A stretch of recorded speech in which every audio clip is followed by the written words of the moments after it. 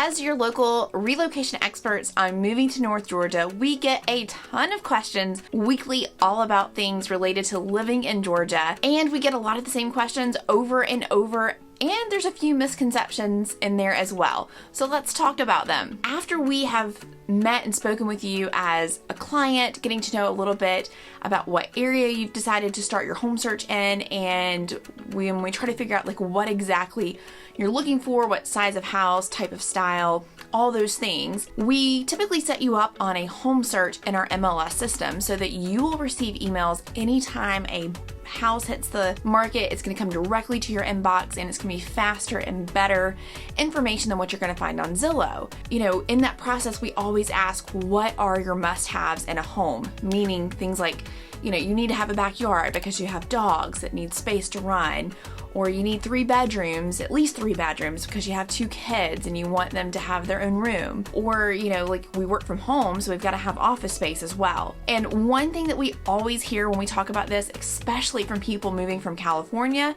is please make sure to include that the house has air conditioning on our search. And to us Georgians, that is already a given. But this was so surprising to me as a native Georgian. You know, I was once touring a home with clients coming from, you guessed it, California.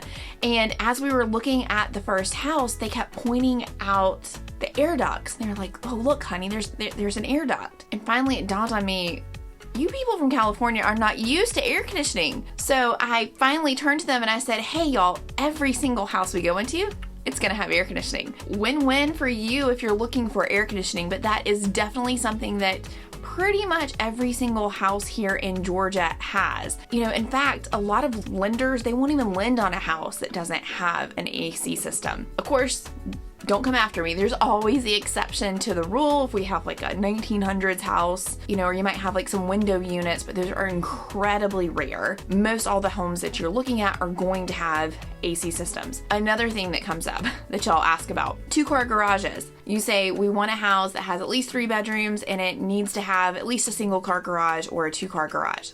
Well, y'all are in luck. Almost every single house here in Georgia has at least a 1-car, more than likely, most often a 2-car garage. You might find like an older home that was built in the 50s or 60s that someone's renovated and they may have closed in the garage, but every single house you look at pretty much is going to have a 2-car garage, so you can count on that whenever you move to Georgia.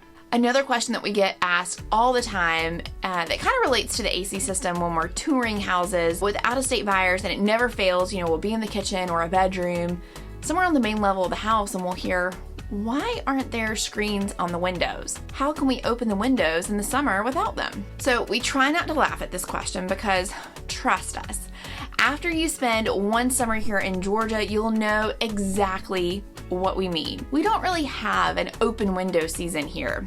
There's too much pollen in the spring, and you sure as heck are not going to open up your windows in the summer months, even in the mornings.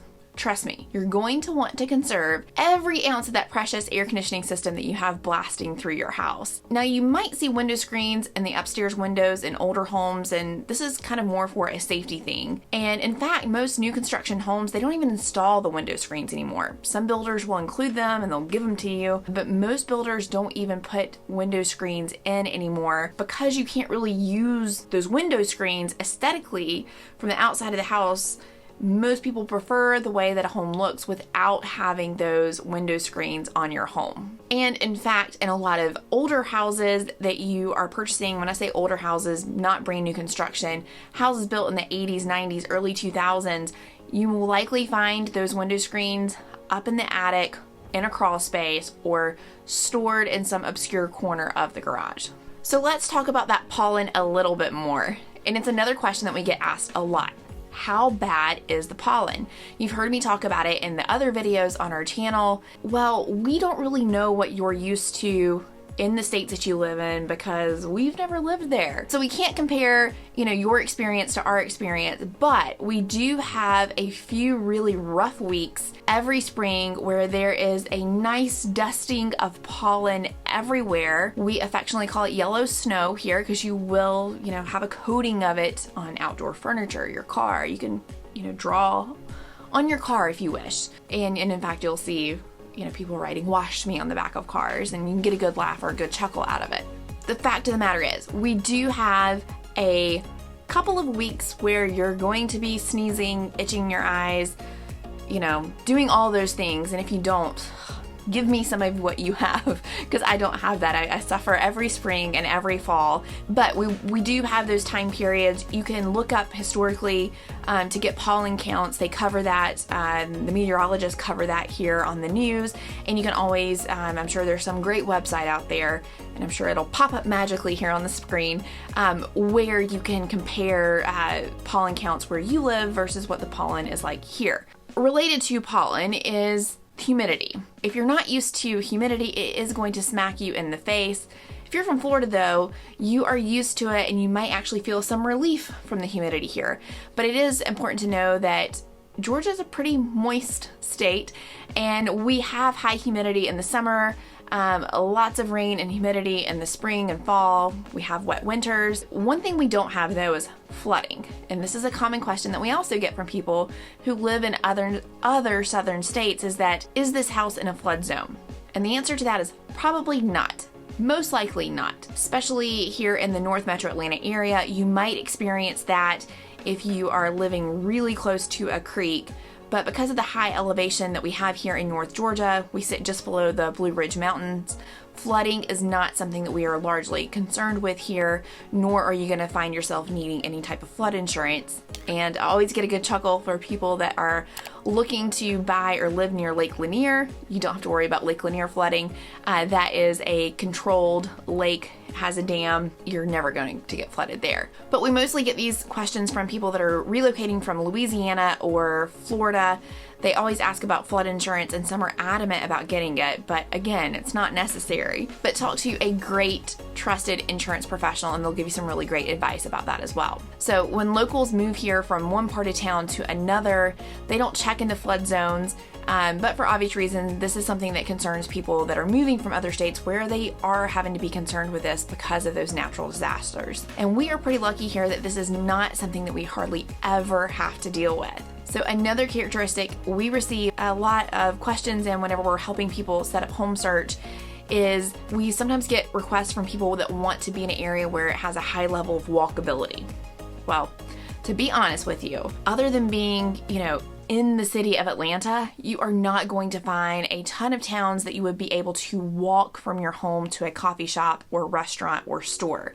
Now, there are some towns that are kind of rehabilitating their downtown areas, and they have some pockets of walkability. You have some really great townhomes and condos and things like that over at the Avalon, over in Alpharetta. Downtown Gainesville is having like a revitalization. There's apartments and condos going in downtown, so you're going to be able to have some restaurants and breweries and things like that you can walk to, but you're not going to not need a car.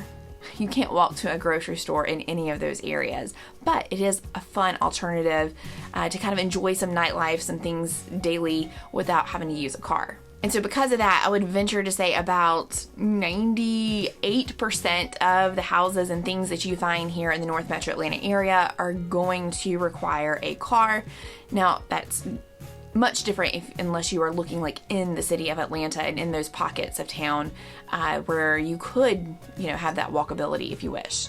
Many of the neighborhoods here are quite large, and you'd have to walk a solid mile or two just to get out of your subdivision in some cases, let alone to a restaurant or a store.